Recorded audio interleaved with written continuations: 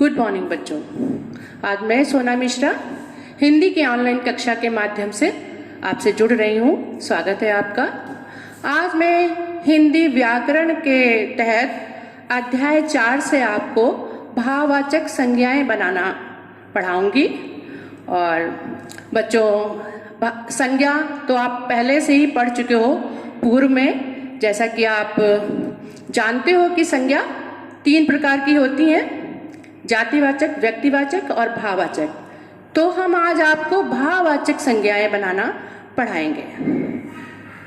बच्चों, भाववाचक संज्ञाएं जो हैं ये मूल शब्द नहीं होते। ये संज्ञा, सर्वनाम, क्रिया, विशेषण आदि शब्दों के द्वारा बनाए जाते हैं। और इसीलिए हम भाववाचक संज्ञाएं बनाना आपको सिखा रहे हैं, पढ़ा रहे हैं, क्योंकि ये मूल शब्द नहीं है, ये बने बनाए नहीं होते हैं। इनको प्रत्यय लगा करके बनाना पड़ता है। तो कैसे बनाते हैं?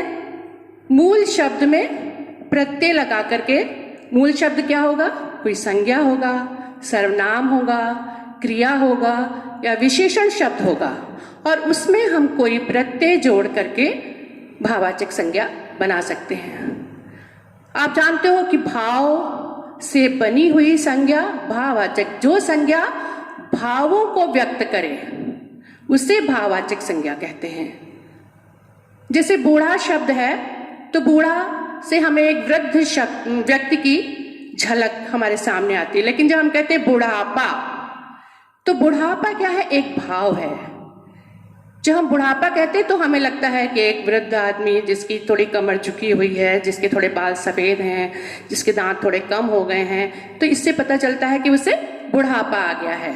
तो बुढ़ापा एक भाव है। तो आइए देखते हैं कि हम भाववाचक संज्ञा कैसे बनाते हैं, प्रत्यय कैसे जोड़ते हैं और फिर ये नए शब्द कैसे बनते हैं।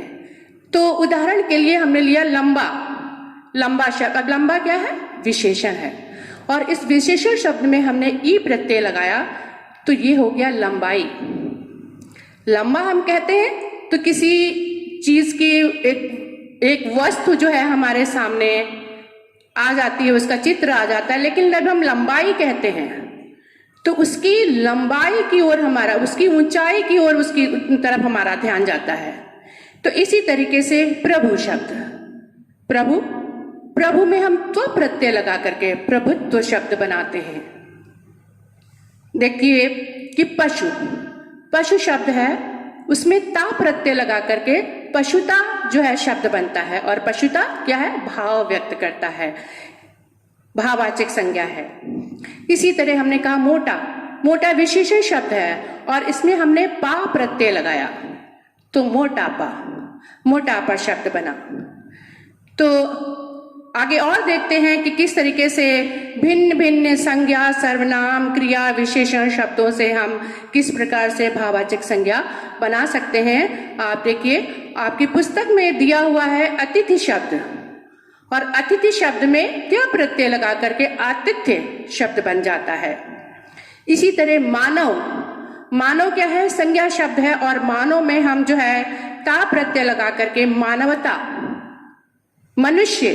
मनुष्य को हम 2 प्रकार से संज्ञा बना सकते हैं। जैसे मनुष्य में त्व प्रत्यय लगा दिया तो मनुष्यत्व, और इसी तरह ता प्रत्यय लगाया तो मनुष्यता बन जाता है। हम देखते हैं सर्वनाम शब्दों से कैसे हम बना सकते हैं संज्ञा।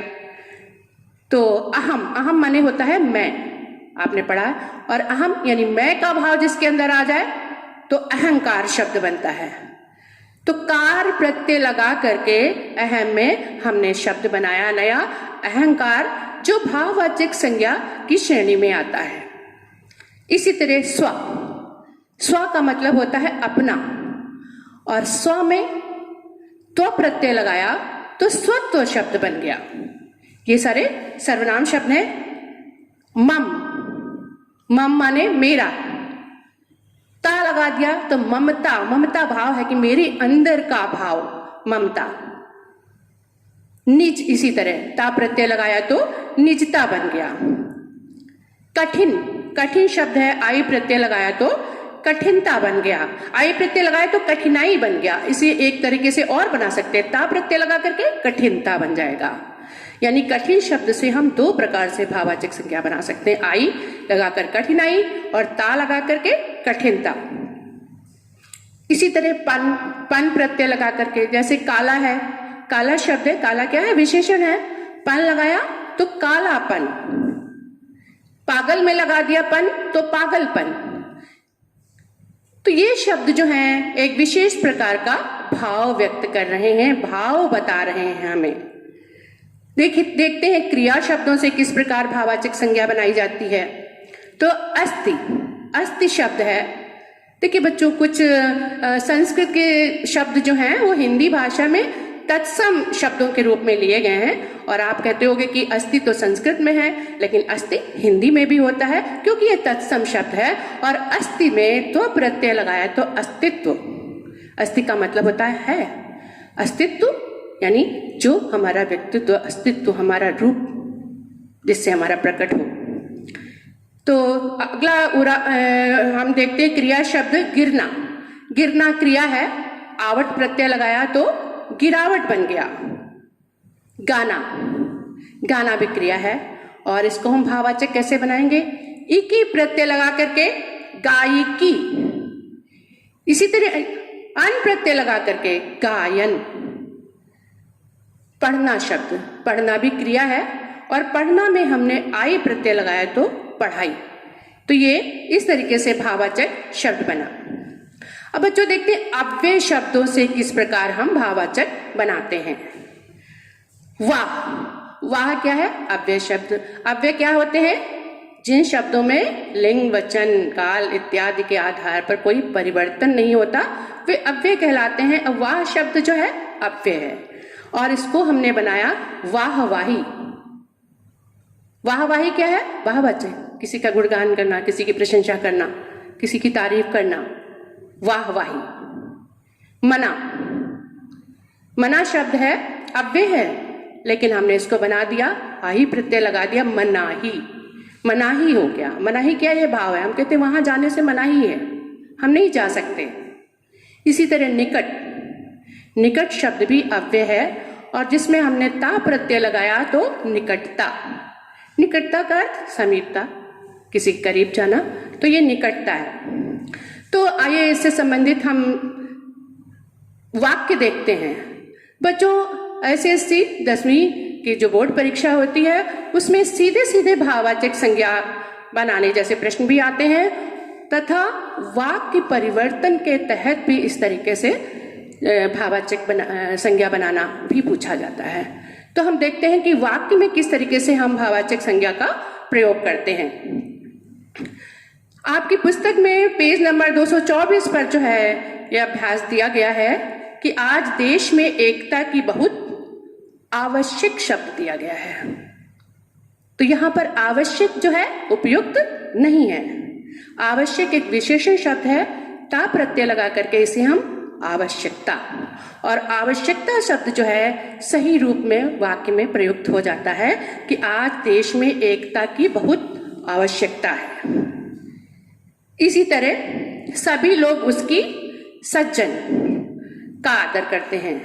सज्जन एक संज्ञा शब्द है, और सज्जन यहां सही रूप में प्रयुक्त नहीं हो पा रहा है, यहां पर भाववाचक संज्ञा बनाने की आवश्यकता है।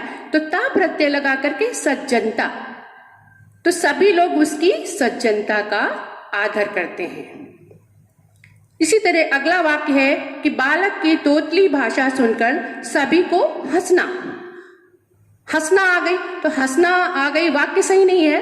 हंसना क्या है, क्रिया है। अब इसको हम भाववाचक बनाएंगे तभी यह सही रूप में वाक्य में जुड़ पाएगा। तो हंसना से हो जाएगा हंसी, उसे हंसी आ गई। फिर इस झील की गहरा, गहरा क्या है, विशेषण शब्द है, और यहां विशेषण में आई प्रत्यय लगाएंगे तो हो जाएगा गहराई। तो इस झील की गहराई बहुत अधिक है। फिर हम देखते हैं कि आज हर चीज में मिलाना, मिलाना शब्द दिया गया है। मिलाना एक क्रिया शब्द है और मिलाना में हम आवट प्रत्यय लगाएंगे तो यहाँ हो जाएगा मिलावट। तो आज हर चीज में मिलावट पाई जाती है। शुद्ध वाक्य इस प्रकार से बनेगा। बच्चों, इसी तरह है आलसी। आलसी व्यक्ति का सबसे बड़ा दुश्मन है। तो आलसी शब्द यहाँ सही रूप से वाक्य में फिट नहीं बैठता और इसलिए हम इसको भाववाचक संज्ञा में परिवर्तित करेंगे और कहेंगे आलस्य। आलसी को परिवर्तित करके आलस्य। आलस्य व्यक्ति का सबसे बड़ा दुश्मन है। फिर पंडित नेहरू के व्यक्ति से सब प्रभावित थे। व्यक्ति शब्द अनुचित है, सही नहीं है वाक्य में। ये संज्ञा शब्द है व्यक्ति और इसको हम भाववाचक व्यक्तित्व प्रत्यय लगा करके व्यक्तित्व बनाएंगे। तो पंडित नेहरू के व्यक्तित्व से सब प्रभावित थे। अगला वाक्य देखते हैं बच्चों कि वाक्य में दिया गया है अपना की भावना अपनाने से ही मैत्री बढ़ती है।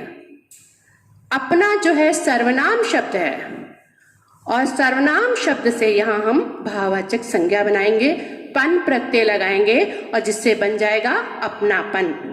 तो अपनापन की भावना अपनाने से ही मैत्री बढ़ती है।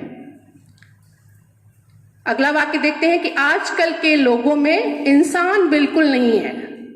इंसान स्वयं में संज्ञा शब्द है और यहां पर हमें भाववाचक संज्ञा का प्रयोग करना होगा। तो इंसान से हम भाववाचक बनाएंगे जो बनेगा इंसानियत। तो आजकल के लोगों में इंसानियत बिल्कुल नहीं है। फिर मेरा स्वस्थ ठीक नहीं रहता। स्वस्थ विशेषण शब्द है तो इसे भाववाचक में परिवर्तित करना होगा, बनेगा स्वास्थ्य।